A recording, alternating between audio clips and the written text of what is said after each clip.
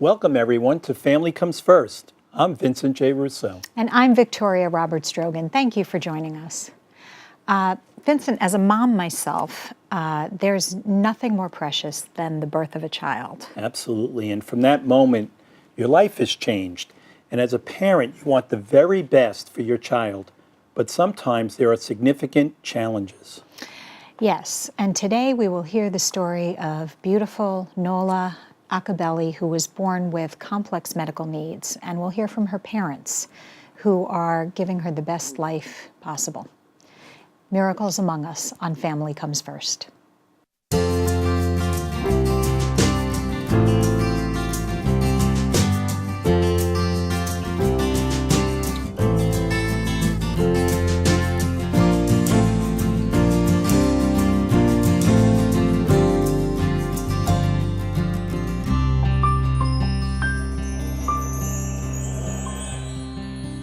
With medical advances, there are so many children who are medically fragile that are now able to live at home with their family.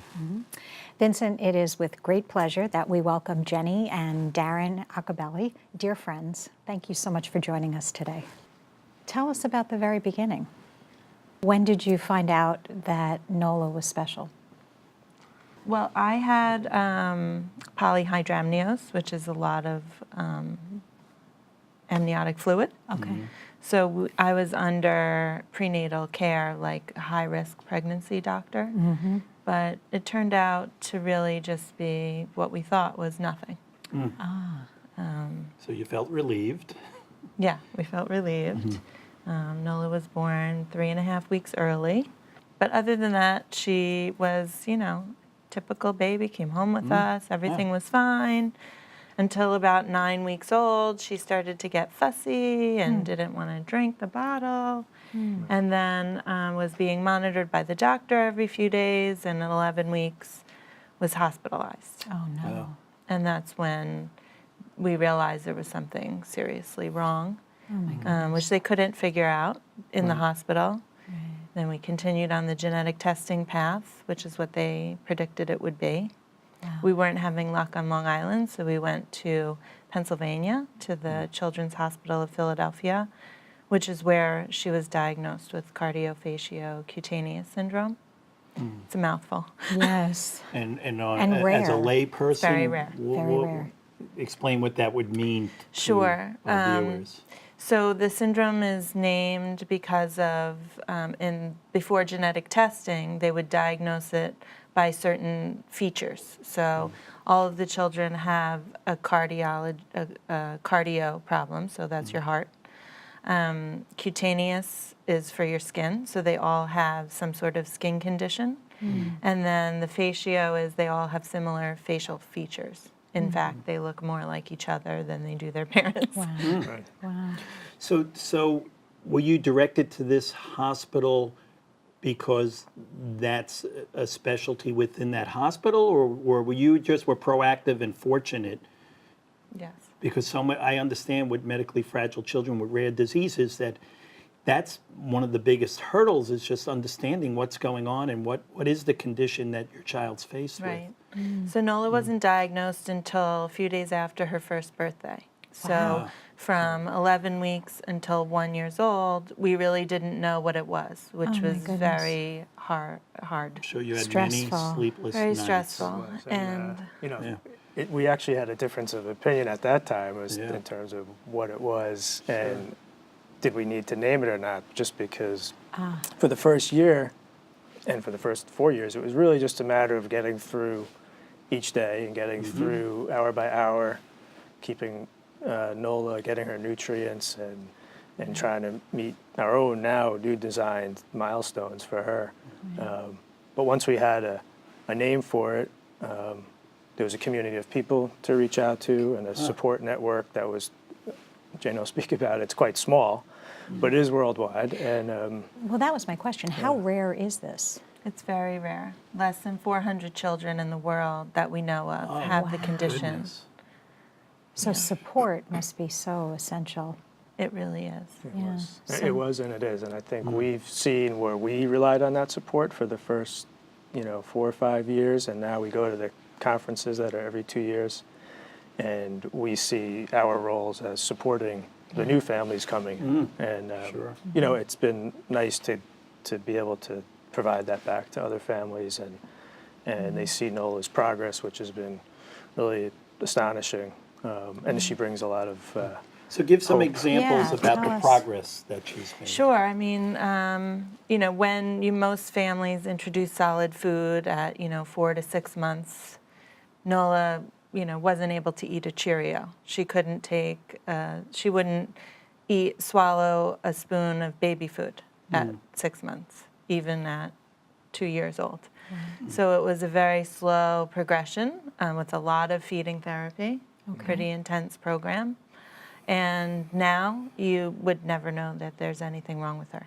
She can eat a piece of pizza at a birthday party, which was our biggest goal. Incredible. That's what we Yes, told I her hear ya. therapist. Yeah. I would be thrilled if she would be able to eat a piece of pizza Right. with her peers. friends. Especially Yeah, with a her last friends.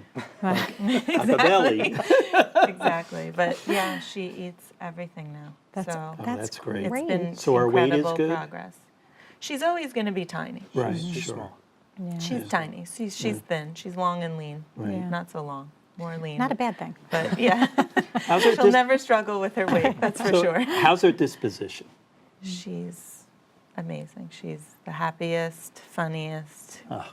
Yeah, we Kids. have, Such a cutie. That's a joy. you know, even going through all of this, it never really mattered to her. She was always having fun at doctors, being poked and prodded and happy, and EKGs and MRIs and surgeries. Well, and honestly, just the you fun. guys are two of the funnest, and I mean, no pressure, funnest and funniest. No, but just so great to be around, so up, and if she soaks that in from you. I remember you told me once you had to keep your sense of humor so that people would stay friends with you. Yeah, I mean, And it's I think it's the family that you've created for her. Well, it just with each came other. naturally. We were personality. well, he doesn't have a serious bone in his body except for Okay. when he's at work. So she definitely takes after him. Wait, you're an accountant That's true. and you're funny. I know. Wow, It is what a bizarre. combo. You're unique too. There you go. But Nola's name, we had a list of girls' names at the hospital, and we didn't decide till as we were walking out, pretty much, when they were kicking us out, and we decided on Nola. Because we thought she was a boy. So we had a boy's name, Okay. Yeah. but she turned out to be a girl. So we named her after New Orleans, Louisiana. I thought and she was named after Nola, the town in Italy that was where it. my grandmother was That's born. what most people think. Nola, research outside of afterwards Naples. identified that town. We didn't realize it. But no. You have to go to Nola. I know. I've been there. So we didn't know how that would be perceived. No, Right. a lot of people have different perceptions about New Orleans, and we think it's a awesome. beautiful place. And Lots of fun. that name, she really brings that kind of character. She's a lot of fun to be with, and she really brings a lot of inspiration to people and hope. Well, that's great. Now we need Well, to let's meet meet her. Nola. Let's meet her. So we recently went to Jenny and Darin's home to see what life is like for Nola and Mom and Dad. So let's take a look. When we first learned of Nola's diagnosis, it was certainly overwhelming, and it took some time to get to that point where we knew what the diagnosis was. Soon we were able to get Nola into early intervention programs. That our house became a revolving door of occupational therapists, feeding therapists, speech, special ed, and it was constant, people in and out. We used to keep a very intensive log that had all her medications, all her timing of her feeding, how much volume of food. How much she took by mouth, how much went in the G-tube, It was a log, how much like solids she took. a history of anybody that came in and out of the house can refer to the log. Nola's had a lot of different feeding therapists over the years because that was her primary issue.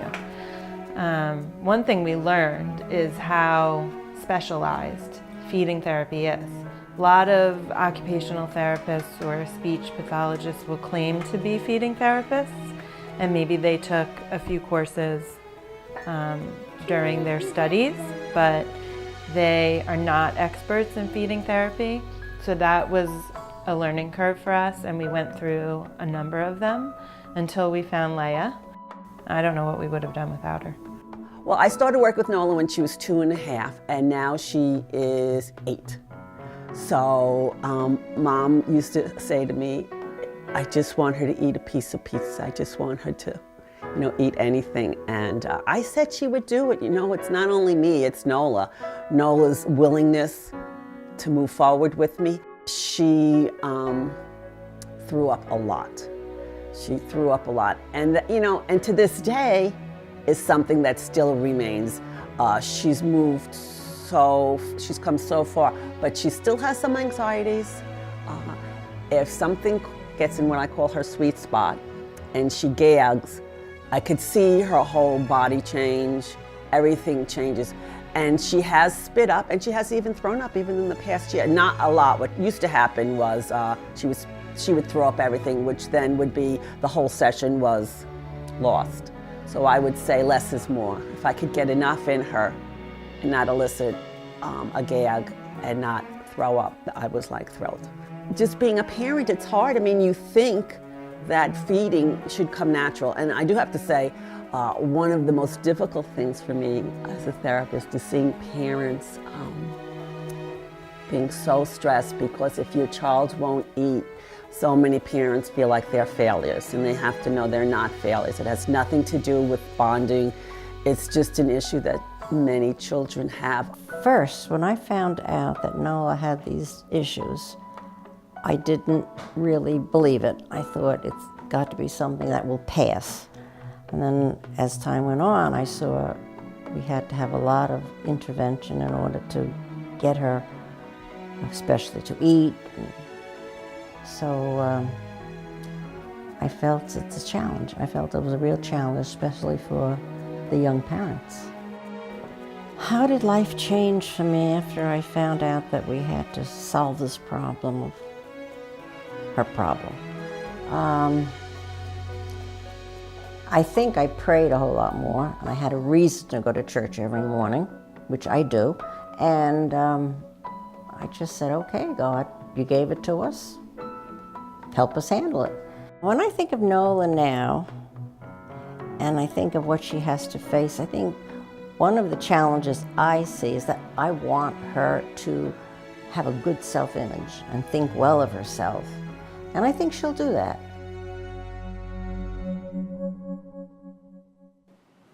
My goodness, such a beautiful girl.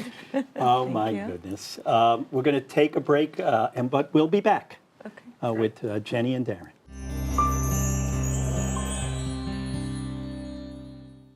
Hi, I'm Todd Belisle, the president of the Center for Special Needs Trust Administration. Under current policy, individuals receiving certain means-tested public benefits have very strict income and asset limits. Our partnership with the Teresa Foundation Community Trust Programs helps individuals protect these valuable benefits by giving the individual or their representative the ability to create a trust for the benefit of a loved one. For additional information on how the Teresa Foundation Community Trust Program might help you or a loved one, please contact us today.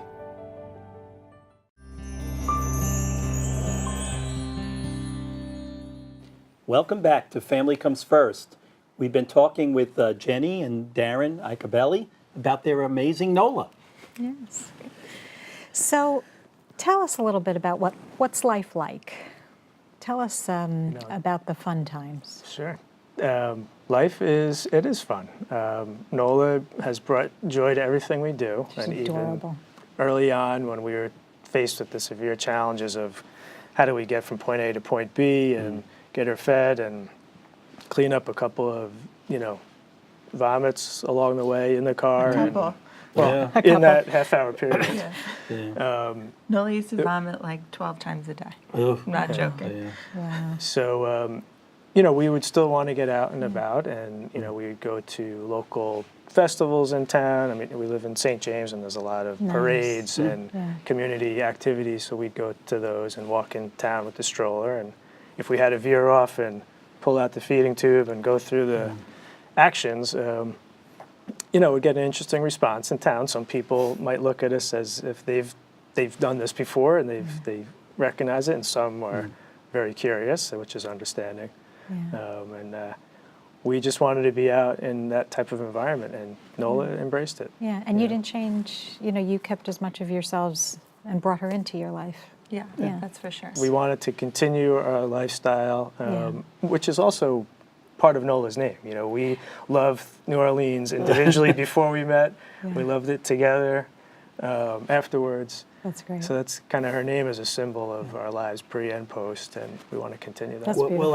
I think what will inspire many who are watching is that you have a family, and you've maintained your family. You are flourishing as a family, and we see, unfortunately, the challenges are so great, the stress is so much that families break apart when they have a child with special needs, and you're a model. You really are for those families that may be struggling, and the message I get is, hang in there. You can work it out, but you have to be comfortable about yourselves, comfortable with your child, and comfortable as a family. Yeah. And it's possible, and I think Yeah. that's the most Yeah. hopeful thing, is that you can have a great, beautiful relationship with each other as parents and as a unit, which is so. And you live this as well, Vincent. You know, with Teresa. And so much has changed for the better. We're not there, and I know our good friend Bob Policastro will chime in on this on another show. Is that a lot has changed. The medical advances, the therapies. You know, you talked about the feeding, which was so critical at the age Nola needed that assistance, where those programs didn't exist 25, 30 years ago.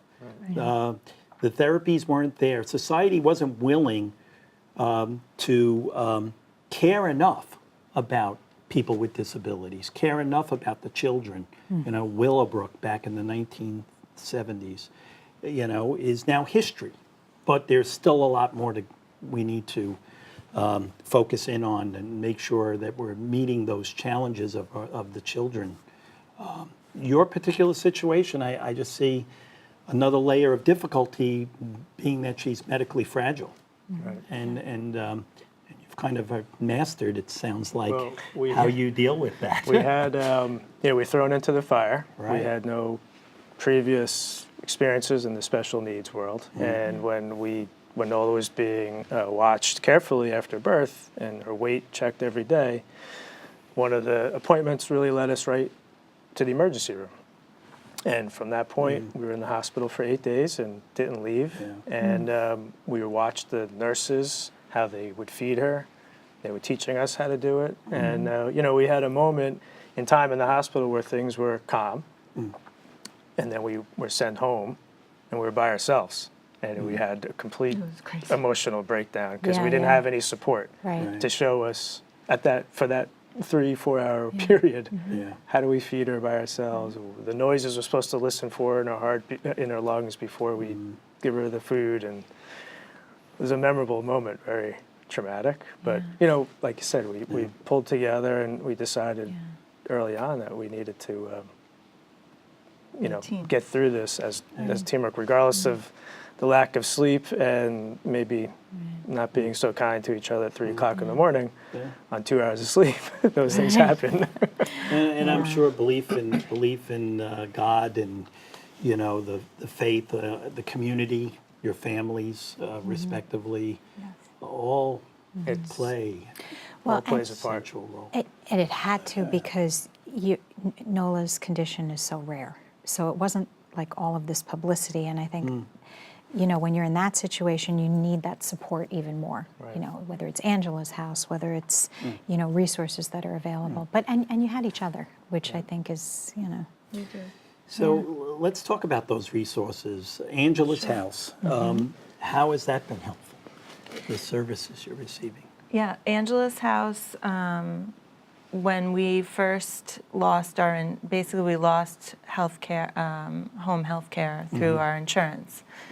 So Angela's house was very helpful, and, you know, they come once a month and meet with us and give us what we need, the supports we need, help us with a lot of things, not to mention the fantastic Christmas party that they throw for the families. I mean, that is one of the highlights of our year. That's We awesome. love seeing all the kids, and they do such a nice wonderful job. It's an incredible It's an organization. incredible gift that they give to the families and the children. So CFC International, so that's Cardiofaciocutaneous Syndrome is a mouthful. So we say CFC. Okay. And CFC International is the parent support group. So I am president of the board. Ah, Fabulous. So that's how where our life led. right. But without them, they were our biggest support system with all the families and the executive director who was, also has a child with CFC. And just they've been an incredible resource. So for any family that thinks they might have a child with CFC, Right. it's cfcsyndrome.org. Okay. That's great. Terrific. Well, we'll make sure that gets out. That's right, and we'll Yeah. get it up on the Family the Comes First website. website. Because we do suspect there's more children. Well, that's it. Sometimes they're not diagnosed because No. there's just a lack of awareness Right. around it. And if Nola didn't stop eating, we may not have ever known Right. what was wrong. So now she's in the 2nd grade. She is, yes. All right, and so how's she doing? Great, Yeah. great. She's gotten 100 on almost every spelling test this year. So who does she take Very after? proud of Who does that. she take after? For Mom or spelling- dad? I don't know. He's a good speller too, but maybe me. What's her favorite thing about school?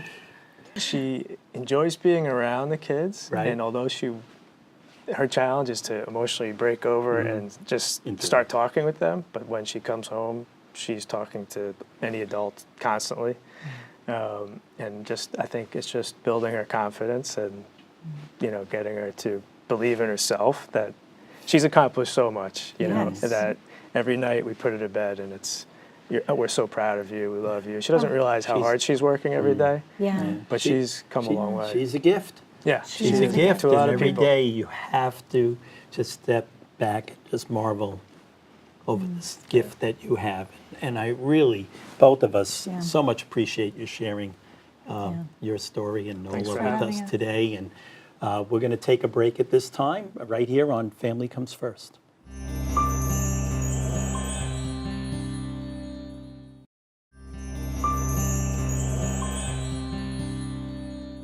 Welcome back to Family Comes First. Joining us now to share his experiences as our spiritual advisor is Father Tony.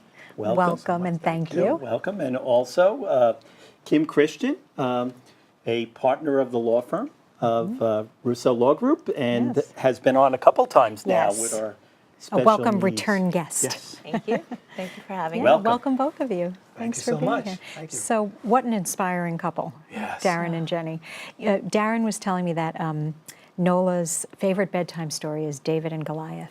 And she's fighting this incredible fight against all the Goliaths of the world. Wow. But we all need help.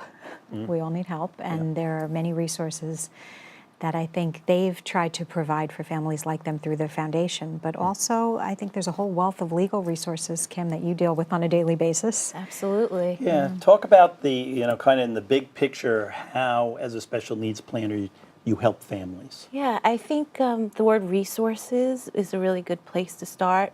I mean, here are families that are concerned with the medical aspect of it and, of course, the emotional support aspect of it. So you just want to make sure you reach out to that other prong, which is the legal part of it, and make sure that your documents are in place to protect your loved one, to protect that child with special needs. What do you need? Well, basically, if we're doing a general overview, you want to make sure, first of all, you have documents that protect yourself. So if you need assistance with finances or medical decisions, you want to make sure you have your durable power of attorney and your healthcare proxy. And then, of course, you just want to make sure you have perhaps a special needs trust in place to make sure you take advantage of all the benefits that you can get out there to access further resources for your child. So a special needs trust would be a trust set up by the parents. God forbid something happens, their assets go into that trust, and it's there managed by a trustee for the benefit of the child with special needs while maximizing government benefits. So that's another big Terrific, piece yeah. of it, right? Yes. Government benefits. Right. So you want to make sure that you take advantage of all the benefits that the government provides out there. So, for example, there are Medicaid programs that provide assistance as well as SSI. And the proper planning tools, the legal planning tools, will help you make that child eligible. And I think, parents are so busy dealing with triage, from the Right. day to day that they don't, not only do they not realize what's out there, but they don't even think about how to find out. So having a place that has it all in one bucket or one checklist or one to-do list is probably essential. Yeah. Let's hear from Father Tony. Sure, your thoughts. I was certainly inspired by the Iacobelli's story and they're amazing. and their patience in how to raise a child and allow this child to grow. And the growth took a long time and all these little milestones along the way. But likewise, we saw how the community has grown, the community of providing resources and compassionate care, that we're learning as well. It's not just simply Nola who is learning and growing, but as a community, we're learning and growing to be able to learn how to take care of those who have special needs and those who are not always able to take care of themselves. And here we are as a community learning from each other and able to grow together and taking one step at a time. It's true. So for this show, really, family is the theme, and just an incredible family. Yeah. And Nola's They're such a great beautiful couple. girl. She's adorable. And so we were really blessed by having them share their story today. Yes. And, in God's eyes, we're all children. Every life is sacred. Yes. And we always need to keep that in the forefront of our thinking. Yeah, absolutely. And to take care of ourselves, put the oxygen mask on yourself before you help others. And, there are a lot of layers to being a parent. This is an added layer when you have a special child, like beautiful Nola.